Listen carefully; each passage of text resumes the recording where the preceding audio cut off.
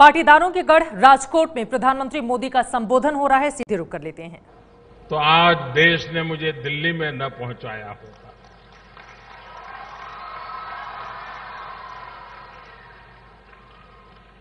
मेरी राजनीतिक यात्रा का प्रारंभ राजकोट के आशीर्वाद से हुआ, राजकोट के भरपूर प्यार से हुआ और मैं राजकोट के इस प्यार को कभी भी नहीं भूल सकता।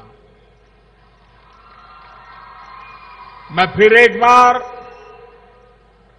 राजकोट की जनता जनार्दन को सर झुका करके नमन करता हूं, प्रणाम करता हूं, वंदन करता हूं और बार बार आपसे आशीर्वाद की कामना करता हूं।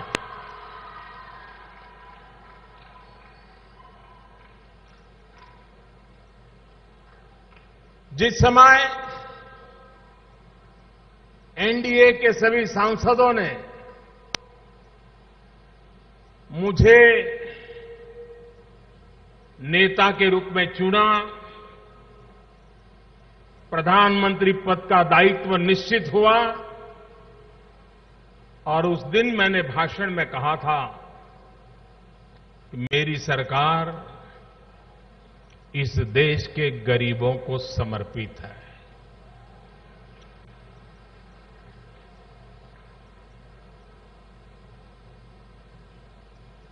ये मेरे दिव्यांगजन देश पे करोड़ों की तादाद में दिव्यांगजन है और दुर्भाग्य से अधिकतम मात्रा में जिस परिवार में ये संतान जन्म लेता है, ज्यादातर उस परिवार के जिम्मे ही उसका लालन पालन होता है। मैंने ऐसे कई परिवार देखे हैं, मैंने कई ऐसी माताएं देखी हैं 25 साल, 27 साल, 30 साल की उम्र है,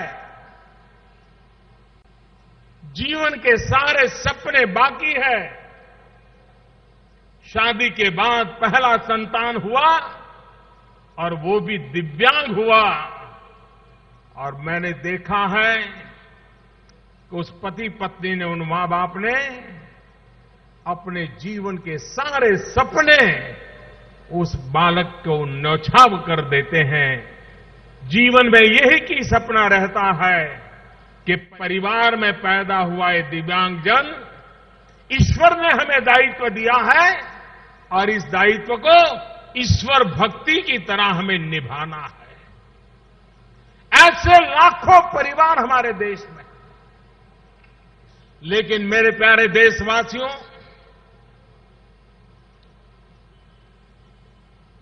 ईश्वर ने शायद एक परिवार पसंद किया होगा, उसके घर में किसी दिव्यांग जन का आगमन हुआ होगा। परमात्मा को शायद भरोसा होगा कि यही परिवार है, उसकी संवेदनशीलता है, उसके संस्कार है, वही शायद इस दिव्यांग बच्चे को पालन करेगा। इसलिए शायद परमात्मा ने उस परिवार को पसंद किया होगा। लेकिन भले वो किसी एक परिवार में पैदा हो, लेकिन दिव्यांग ये समग्र समाज की जिम्मेवारी होती है, पूरे देश का दायित्व होता है और इस दायित्व को हमें निभाना चाहिए। हमारे भीतर वो संवेदनशीलता होनी चाहिए। जब मैं गुजरात में था तब भी इन कामों पर मैं बल दे रहा था। राजकोट के अंदर ही हमारे डॉक्टर पीवी जोशी भी इस प्रकार की एक स्कूल के साथ जुड़े थे।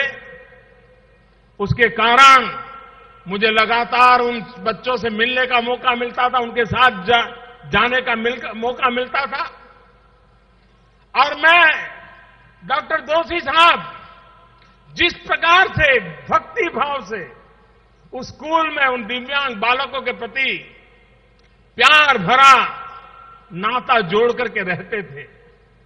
उनकी एक बेटी भी इस काम के लिए समर्पित थी। ये चीजें मैंने जो देखी थी, तब तो मैं राजनीति में भी नहीं था, बहुत छोटी आयु थी। डॉक्टर दोषी जी के घर कभी आया करता था और कभी उनके साथ जाता था, तो मन पे एक संस्कार हुआ करते थे, एक संवेदना, चेतना जगती रहती थी। और जब सरकार में आया, जिम्मेवारी मिली, आपको याद होगा हमने एक बड़ा महत्वपूर्ण निर्णय किया था। सामान्य रूप से स्वस्थ सामान्य बालक को एग्जाम पास करने के लिए 35 मार्क की जरूरत पड़ती है 100 में से। हमने निर्णय किया था कि दिव्यांग बालक को मिनिमम 25 मार्क हो तो भी उसको पास माना जाए, क्योंकि एक स्वस्थ बालक को अपनी जगह से उठ करके किताब लेने में जितना, अलमारी में से किताब लेने में जितना समय जाता है, दिव्यांग बालक को उससे 3 गुना समय जाता है, 3 गुना शक्ति लग जाती है। ऐसे बालक को विशेष व्यवस्था मिलनी चाहिए। और गुजरात में जब हमारी सरकार थी, मैं जब यहां काम करता था, उस समय मुझे ऐसे कई निर्णय करने का अवसर मिला था। जब हम दिल्ली गए, बारीकी से एक एक एक चीज देखने लगे कि भाई आखिर इन विषयों में क्या हाल है। सिर्फ हमने दिव्यांग जनों के लिए दिव्यांग शब्द खोज करके ही अपना काम पूरा नहीं किया।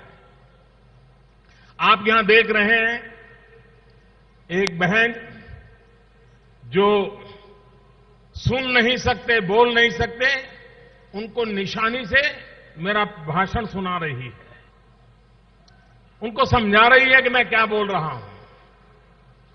आपको जानकर के हैरानी होगी, आजादी के 70 साल के बाद भी ये जो निशानी की जाती है, साइनिंग की जाती है अलग अलग भाषा समझाने के लिए, हिंदुस्तान के हर राज्य में वो अलग अलग थी। भाषाएं अलग थी, वो तो मैं समझता था, लेकिन दिव्यांगजनों के लिए एक्शन की भी उसमें भी बदलाव था। इसके कारण अगर तमिलनाडु का दिव्यांगजन है और गुजरात की कोई टीचर है, वो दोनों के बीच में संवाद संभव नहीं था। ये भी जानती थी कि दिव्यांग के साथ कैसे बात करना, वो भी जानता था कौन सी निशानियां, लेकिन तमिल भाषा में जो पढ़ाई गई वो निशानियां अलग थी, गुजराती में पढ़ाई गई निशानियां अलग थी। और इसलिए पूरे देश में मेरा दिव्यांगजन कहीं जाता था और कुछ कहता था तो समझने के लिए इंटरप्रेटर नहीं मिलता था। हमने सरकार में आने के बाद, काम बड़ा है या छोटा वो बात का विषय है, लेकिन सरकार संवेदनशील होती है, कैसे सोचती है। हमने कानून बनाया और देश के सभी बालकों को एक ही प्रकार की निशानी सिखाई जाए, एक ही प्रकार के टीचर तैयार किए जाए, ताकि हिंदुस्तान के किसी भी कोने में, इतना ही नहीं, हमने उस साइनिंग सिस्टम को स्वीकार किया है कि अब हिंदुस्तान का बालक दुनिया के किसी देश में जाएगा तो भी निशानी से अगर उसको सीखना है तो वो लैंग्वेज उसको अवेलेबल हो गई है। काम भले छोटा लगता हो, लेकिन एक संवेदनशील सरकार किस प्रकार से काम करती है, इसका एक जीता जागता उदाहरण है। 92 से, याद रखिए, 1992 से सामाजिक अधिकारिता विभाग के द्वारा दिव्यांगजनों को साधन देने के विषय में विचार हुआ, बजट देना शुरू हुआ। आजादी के इतने साल के बाद हुआ। आपको जानकर के हैरानी होगी, 92 से लेकर के 2013 तक, जब तक हमारी सरकार नहीं बनी थी, तब तक इतने सालों में देश में सिर्फ 55 ऐसे कार्यक्रम हुए थे जिसमें दिव्यांग जनों को बुला करके कोई साधन दिए गए थे। 55। भाइयों बहनों, 2014 में आए, आज 2017 है। 3 साल के भीतर भीतर हमने 5500 कार्यक्रम किए। 5500।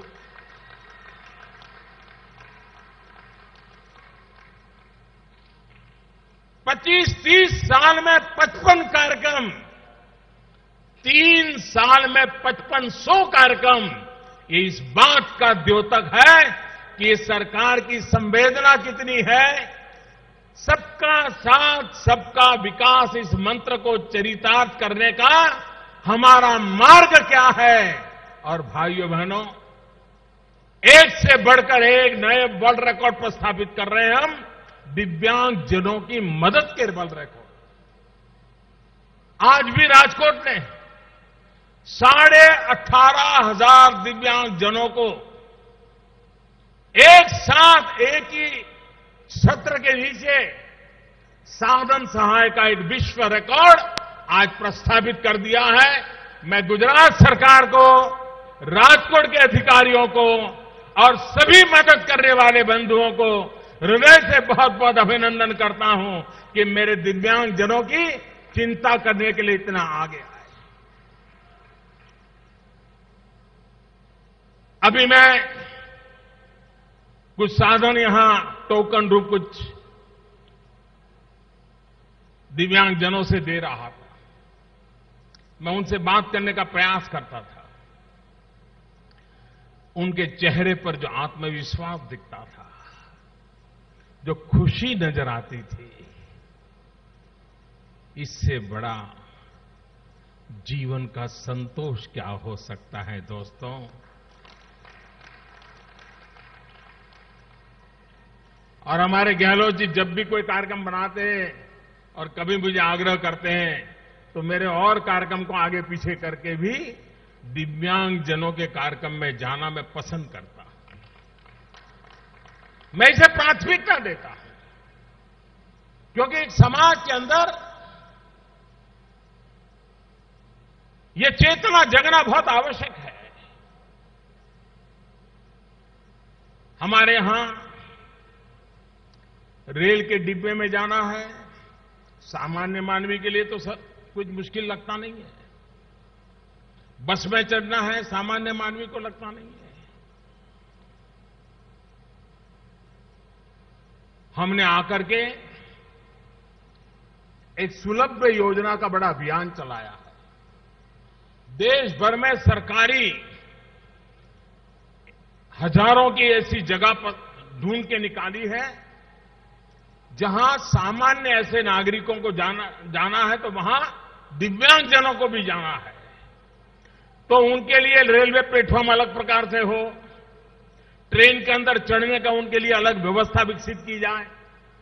सरकारी दफ्तर हो तो ट्राइसिकल लेके आता है तो सीधी सीधी साइकिल अंदर तक चली जाए।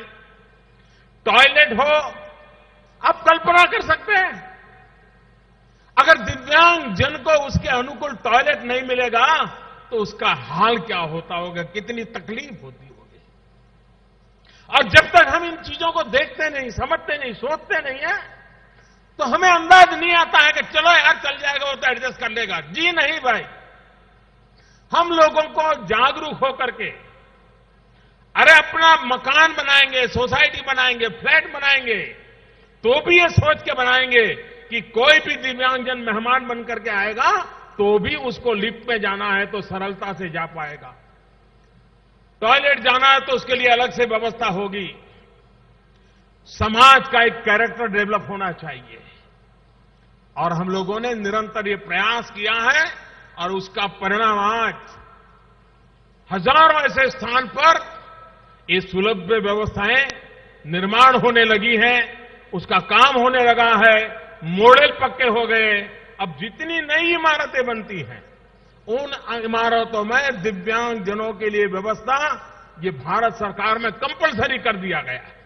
मैं गुजरात सरकार का भी आभारी हूं कि उन्होंने इस चीज को एडॉप्ट किया है, उसको आगे बढ़ाने की दिशा में उन्होंने स्वीकृति दी है। मेरा कहने का तात्पर्य यह है कि बड़े कार्यक्रम से एक तो सरकार की जिम्मेवारी फिक्स होती है कि जाओ भाई इलाके में ढूंढो कौन दिव्यांगजन है जो मदद के पात्र हैं और सरकार के दरवाजे तक पहुंच नहीं पाते हैं। सरकार उनके दरवाजे पर जाए, उनको खोजे और इस कैंप लगा करके उनको मदद की जाए। ये हमने नई दिशा पकड़ी है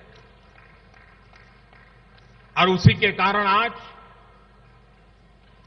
18,000 से ज्यादा दिव्यांगजन आज यहां मौजूद है और उसके कारण समाज में भी जो संस्थाएं काम करती है उन संस्थाओं को भी इसके कारण प्रोत्साहन मिलता है, उनको ताकत मिलती है। भारत सरकार की इनोवेशन इंस्टीट्यूट्स हैं जो काफी काम कर रही हैं। अभी मैं उन बालकों का मैंने एक दिन डेमो देखा पार्लियामेंट में, मैंने मेरी ऑफिस में बुलाया था सबको, हाथ नहीं था, उनको आर्टिफिशियल हाथ दिया गया, लेकिन मैं देख रहा था कि मेरे से भी सुंदर अक्षरों में वो लिख पाता था। प्लास्टिक का हाथ था उसका, लेकिन उसमें टेक्नोलॉजी की व्यवस्था थी, मेरे से भी सुंदर अक्षरों से लिख रहा था। वो खुद पानी भर सकता था, पानी पी सकता था, चाय का कप पी करके चाय पी सकता था। अभी एक सज्जन मेरे पास आए, उन्होंने बताया साहब मैं अब दौड़ सकता हूं, मेरे पैर को एक नई ताकत दी है आपने, मैं दौड़ सकता हूं। मुझे बता रहे थे, बोले आप कहे तो मैं यहां दौड़ूं। मैंने कहा नहीं, यहां दौड़ने की जरूरत नहीं है। कहने का तात्पर्य कितना बड़ा विश्वास नया पैदा होता है और इसके लिए इनोवेशन का भी काम हो रहा है। सरकार की अपनी इंस्टीट्यूशंस काम कर रही है, कई नौजवान हैं वो आगे आ रहे हैं और मैं देश के स्टार्टअप की दुनिया में काम करने वाले नौजवानों से आग्रह करता हूं कि आप थोड़ा सा स्टडी कीजिए, दुनिया में दिव्यांगजनों के लिए किस किस प्रकार के नए आविष्कार हुए हैं, कौन सी नई चीजें डेवलप हुई हैं, कौन से नए इनोवेशन हुए हैं, दिव्यांगजन सरलता से अपनी जिंदगी का गुजारा उस एक एक्स्ट्रा साधन से कर सकता है, वो कौन सा है। अगर आप स्टडी करेंगे मेरे नौजवान, तो आपका भी मन करेगा कि आप भी इसमें इनोवेशन करें। आप इंजीनियर हैं तो आप भी सोचेंगे, आपके पास कौशल्य है आप भी सोचेंगे और आप स्टार्टअप के द्वारा, इनोवेशन के द्वारा उन नई चीजों को प्रोडक्ट कर सकते हैं जिसका हिंदुस्तान में आज बहुत बड़ा मार्केट है।